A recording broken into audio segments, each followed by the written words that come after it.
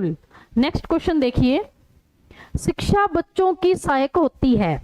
शिक्षा क्या होती है? बच्चों की सहायक होती है। उनके किसमें सहायक होती है बच्चों के लिए शिक्षा? उनके चरित्र विकास में, कि उनके चरित्र का विकास करती है? हाँ जी बिल्कुल, शिक्षा बच्चों की सहायक होती है उनके केवल चरित्र विकास में, शारीरिक विकास में, सर्वांगीण विकास में, या केवल मानसिक विकास में? जो शिक्षा होती है वो हमारे लिए या बच्चों के लिए लगा लीजिए, शिक्षा होती है वो कैसे सहायक होती है? सिर्फ हमारा चरित्र निर्माण करती है वो, या फिर शारीरिक विकास करती है, सर्वांगीण विकास करती है, या केवल मानसिक करती है? चार ऑप्शन आपके सामने। 84 का सी शालू शर्मा, विजया रानी सी, अंजू वर्मा सी कंफर्म है, लवप्रीत का भी सी, कविता राठी सी, मिस्टर वर्मा सी, रितु मेघवाल सी, रिधि वर्मा सी। बाकी बताइए जल्दी क्या आंसर आ जाएगा?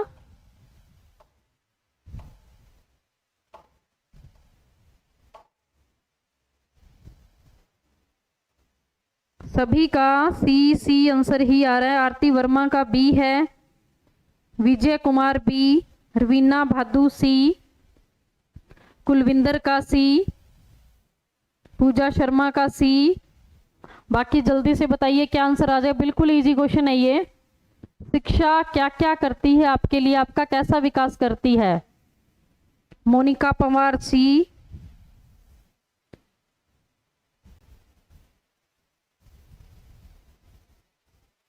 प्रियंका सिंह का सी, कीरत सी, सभी का सी आंसर आ रहा है लगभग। बिल्कुल सी आंसर ही है, सर्वांगीण विकास करती है, आपका चारित्रिक विकास भी करती है, यानी कि चरित्र का निर्माण भी करती है। उसके बाद आपका सामाजिक विकास भी करती है, आपको समाज में कैसे रहना है वो तौर तरीके भी कौन सिखाता है? हमारी शिक्षा ही हमें सिखाती है। उसके बाद आपका मानसिक विकास भी शिक्षा ही करती है। उसके बाद आपका आर्थिक विकास भी शिक्षा ही करती है।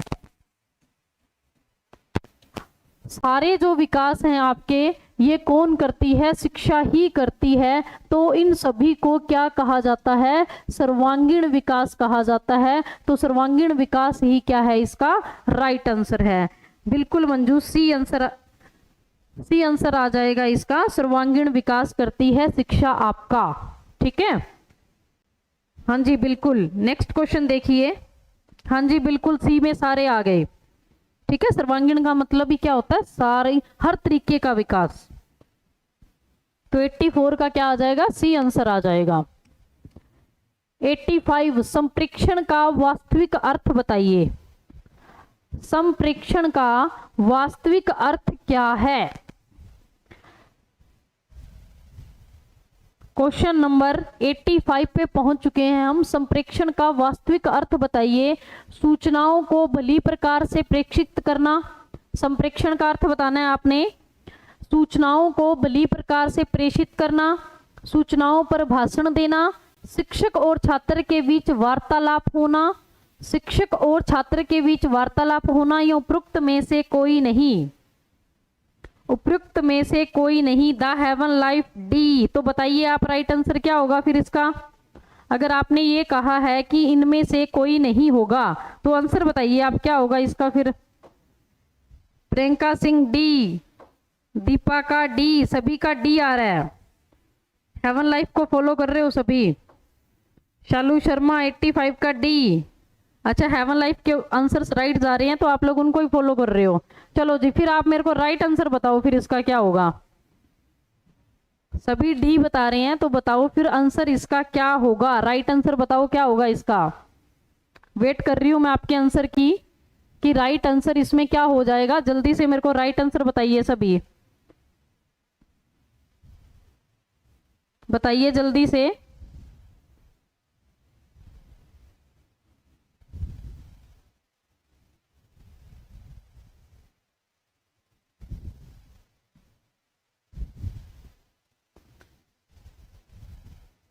जल्दी से बताइए राइट आंसर क्या होगा। पूजा शर्मा सी, सी ही होगा।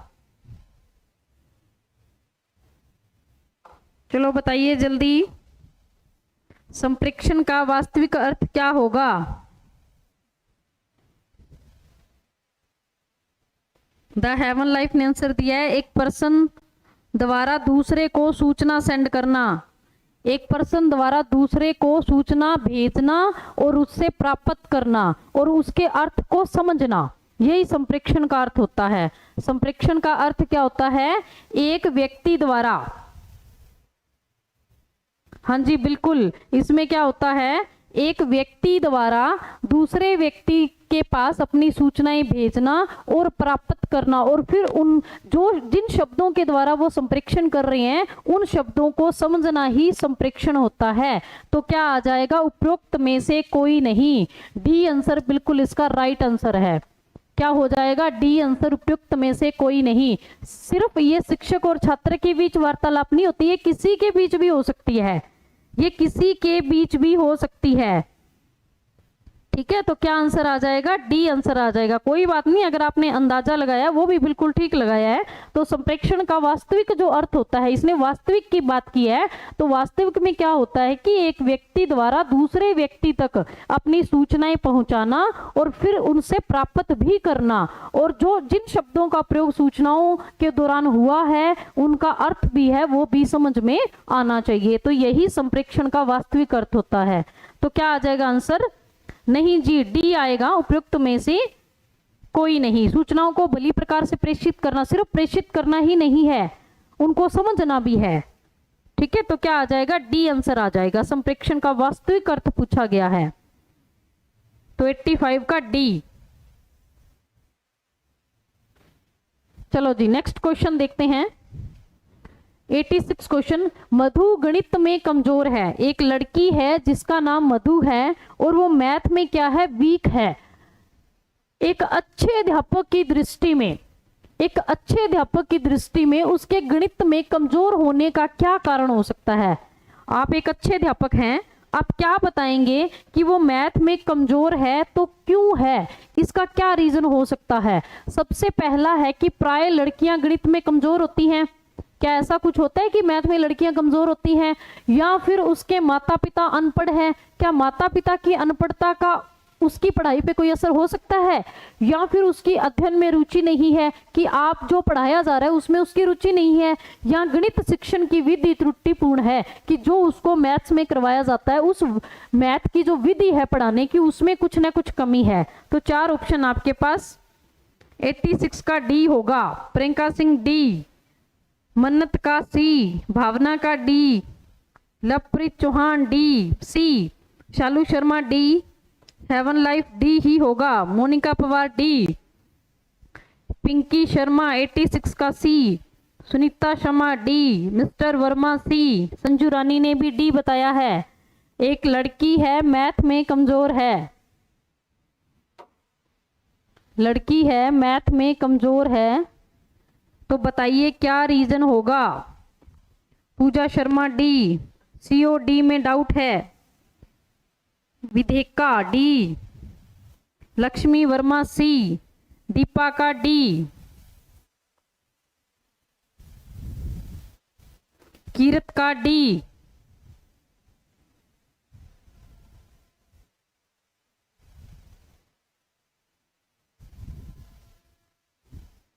हाँ जी बिल्कुल बिल्कुल, मधु मैथ में वीक है लेकिन बाकी सब्जेक्ट में वो ठीक है। यहाँ पे सिर्फ एक ही विषय की बात हुई है मैथ की, बाकी में क्या है वो ठीक है। तो हम ये नहीं कह सकते कि उसके अध्ययन में रुचि नहीं है, ये बात तो बिल्कुल नहीं कह सकते।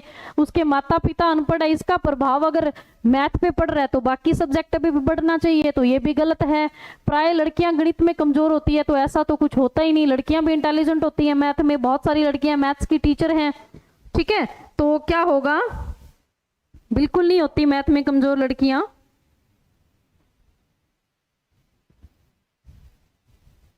मैथ में क्या लड़कियां तो किसी भी सब्जेक्ट में कमजोर नहीं होती।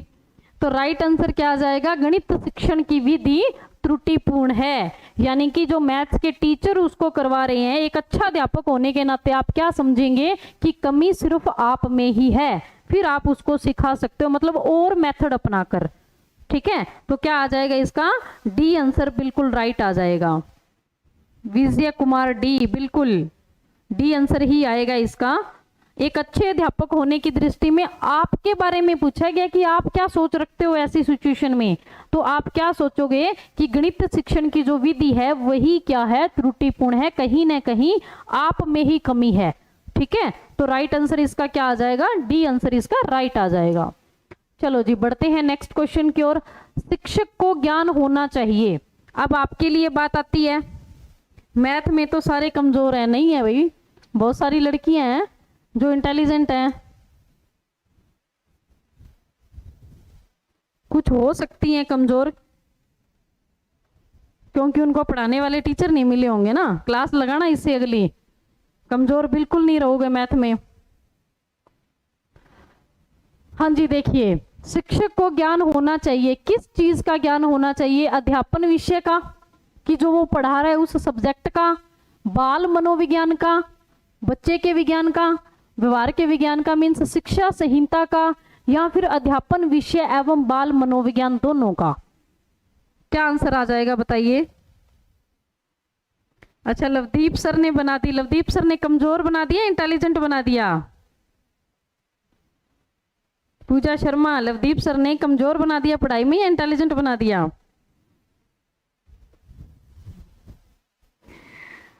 ये दोनों शर्मा शर्मा लड़ाई मत करो, क्लास में पढ़ लो।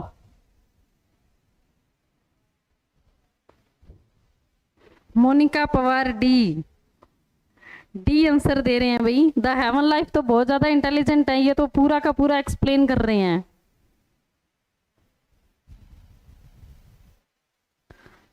रवीना भादू डी, कुलविंदर डी, रितु का डी। अच्छा, इंटेलिजेंट बना दिया, चलो बहुत अच्छी बात है ये तो लवदीप सर के लिए। हाँ जी विजय, अच्छा, वेरी गुड, अच्छी बात है फिर तो। कविता राठी डी। तो शिक्षक को किसका ज्ञान होना चाहिए? अध्यापन विषय का भी, जो वो पढ़ा रहे हैं उसका भी, उसके बाद बच्चे को भी पढ़ना उनको आना चाहिए। तो दोनों चीजें ही एक टीचर के लिए मायने रखती हैं। तो राइट आंसर क्या आ जाएगा? डी आंसर आ जाएगा। 87 का क्या आ जाएगा? डी आंसर बिल्कुल राइट है।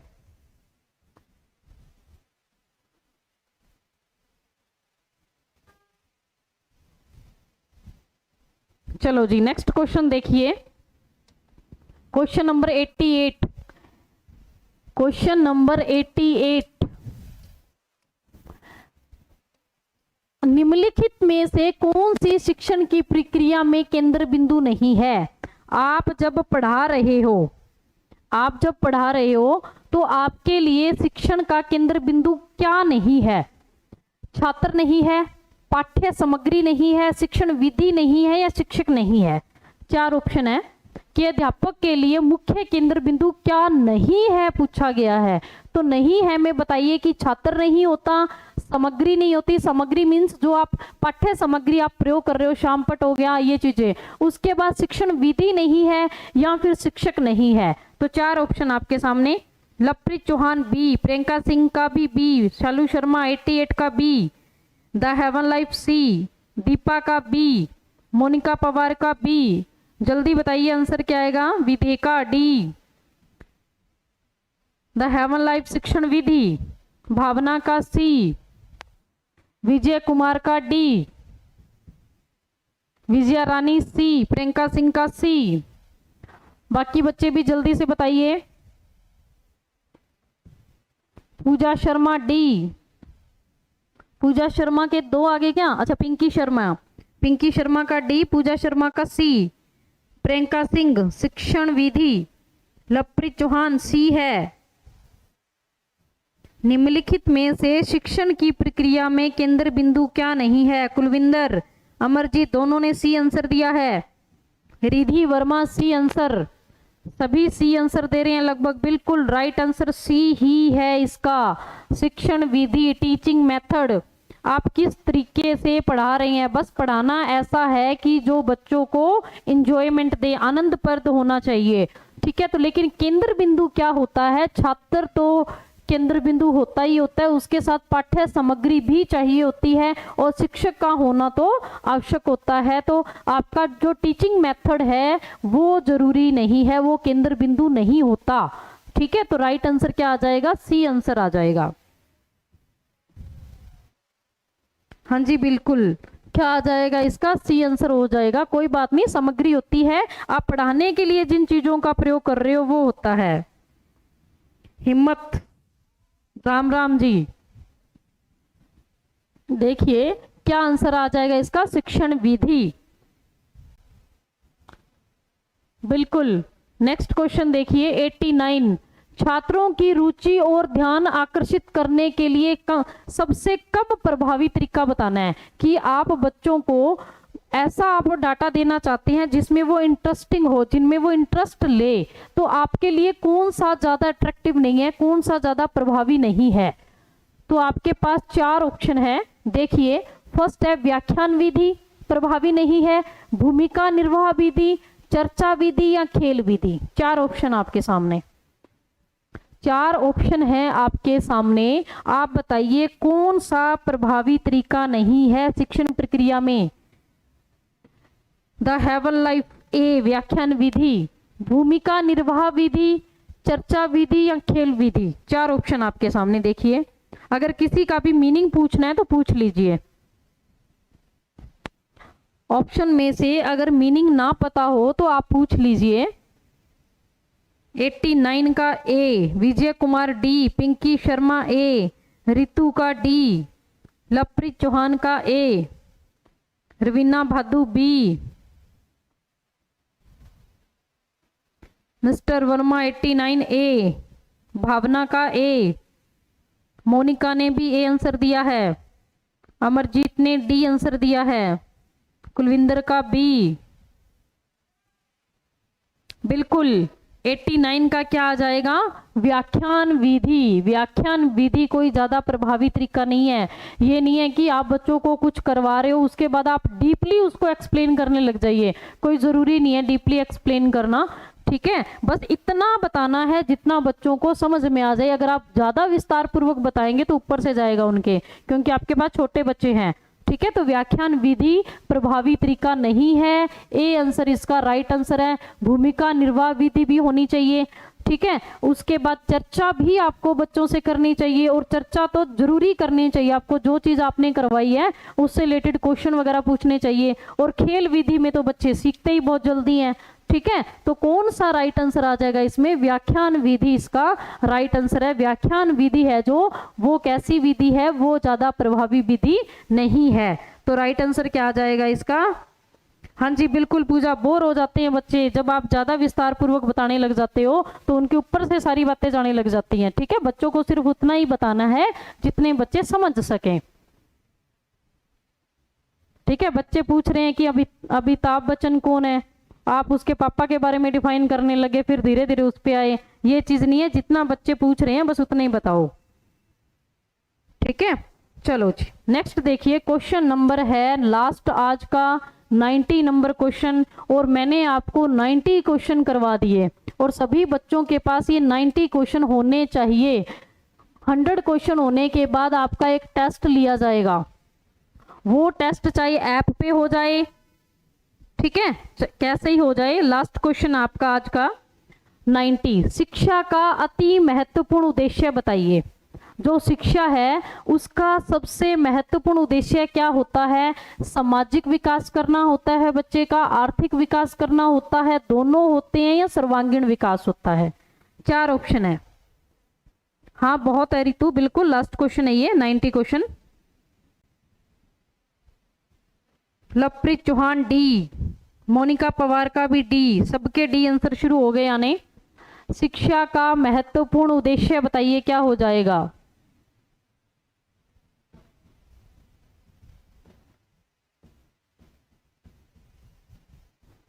डी आंसर है लगभग सभी के।